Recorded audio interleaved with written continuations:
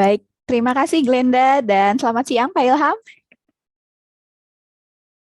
Selamat siang, Bu Marta. Iya, baik. Selamat siang juga sahabat Mirai Aset. Semoga sahabat Mirai Aset dalam keadaan sehat selalu ya. Seperti biasa di 7 menit pertama ini, izinkan saya share untuk materi mengenai fundamental, tepatnya adalah research report.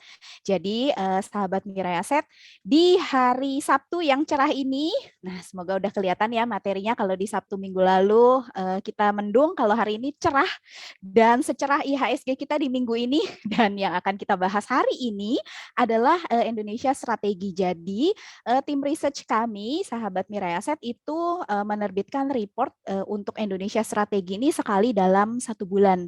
Dan yang di bulan Februari ini kemarin terbit di tanggal 8 Februari dan saya akan bahas ringkasannya hari ini. Dan kalau misalnya sahabat Mirai Aset sebenarnya ingin membaca lebih lanjut, itu nanti bisa dibaca di hots.miraiaset.co.id.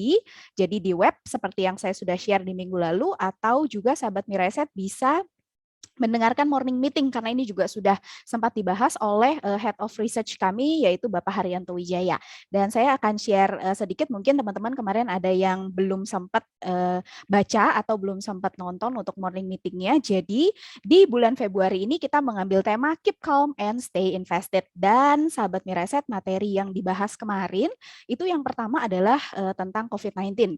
Jadi kita tahu bahwa sejak bulan akhir Januari ya kasus COVID-19 itu sudah meningkat cukup signifikan nih di Indonesia.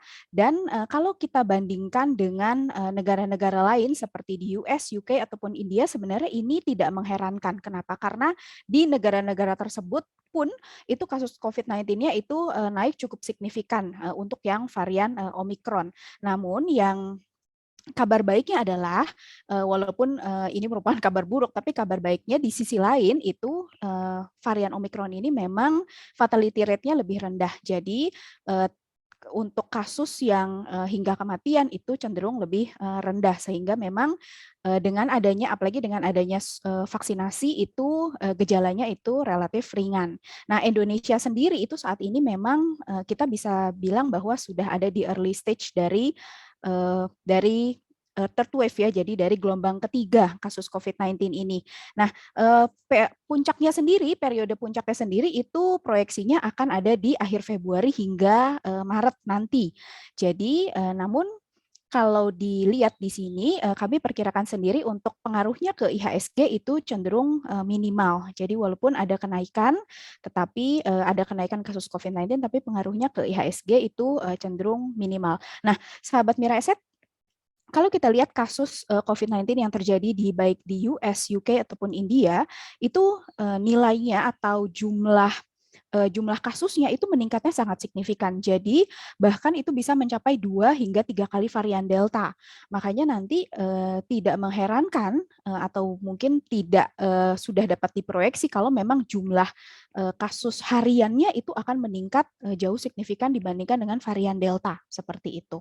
Kemudian tadi yang mengenai COVID-19, yang kedua topiknya adalah mengenai ini nih, yaitu laporan keuangan perbankan di kuartal 4 yang baik nih, yang bagus-bagus di 2021. Jadi kalau sahabat Mira Asset perhatikan di 2 minggu terakhir kemarin, udah ada beberapa, ada 5 tepatnya laporan keuangan bank yang keluar, BNI, BCA, BRI, Mandiri, dan juga BTN, dan juga terakhir kemarin BTPS. Nah, kita fokus di 4 bank terbesar, BNI, BRI, Mandiri, dan juga BCA.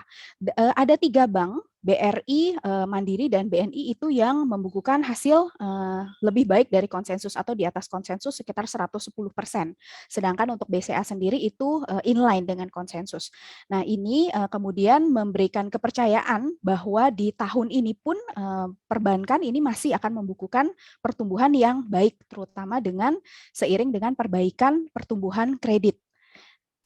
Nah, topik yang ketiga yang akan dibahas itu adalah mengenai Fed Fund Rate. Nah, ini yang juga lagi hot nih.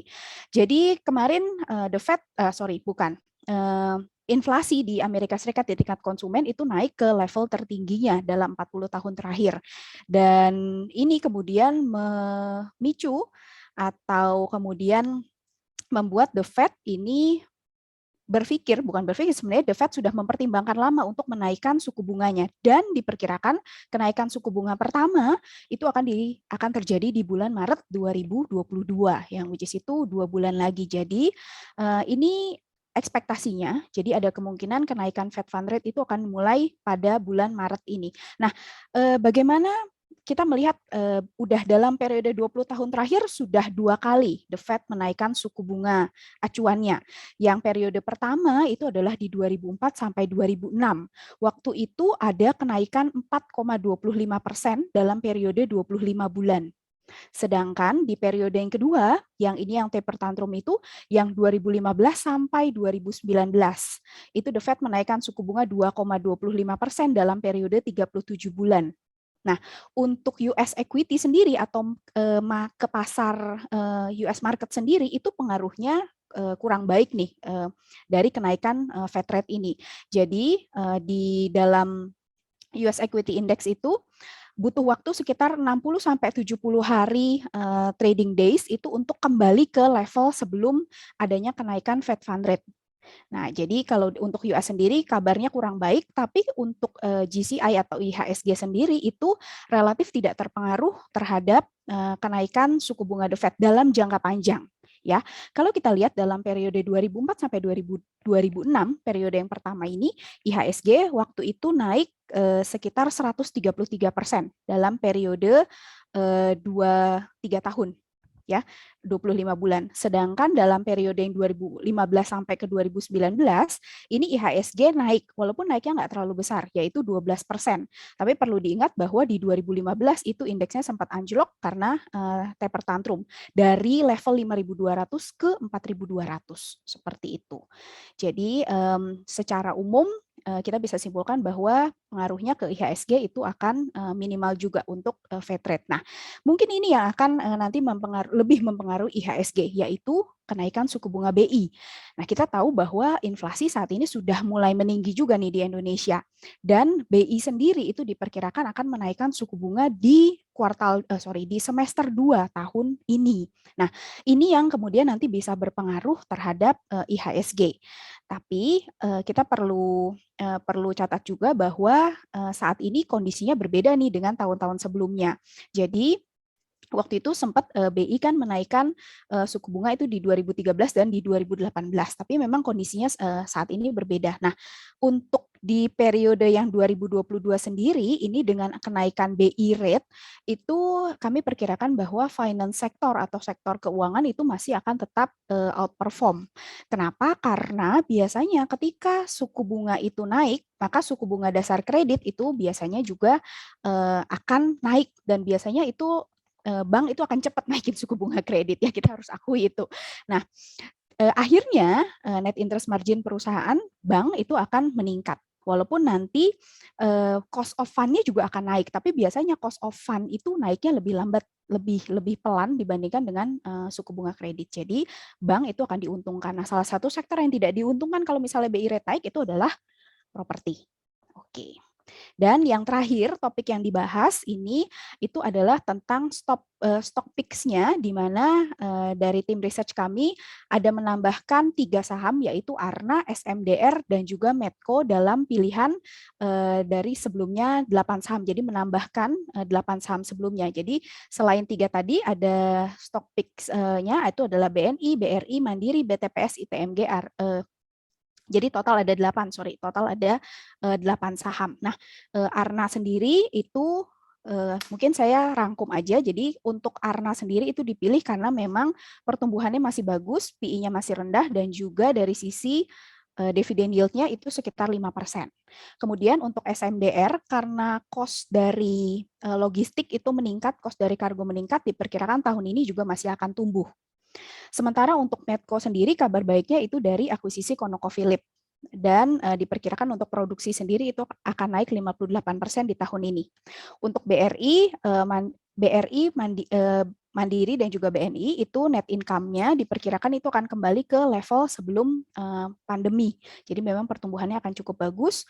Kemudian BTPS itu juga proyeksinya adalah double digit loan growth di tahun ini, jadi pertumbuhan kreditnya akan double digit, sedangkan untuk ITMG itu diproyeksikan untuk dividen yield-nya itu bisa mencapai 15%. Nah, itu pilihannya dari tim research kami. Untuk laporan lengkapnya seperti biasa sahabat Miraeset bisa langsung dibaca di hotstock.miraeset.co.id. Tidak berlama-lama lagi, kita langsung ke Pak Ilham. Sebelumnya, terima kasih sahabat Miraeset sudah mendengarkan untuk fundamentalnya, dan saya panggil dulu Pak Ilham. Ya, Bu Marta. Ya, boleh. Silakan Pak Ilham dengan materinya.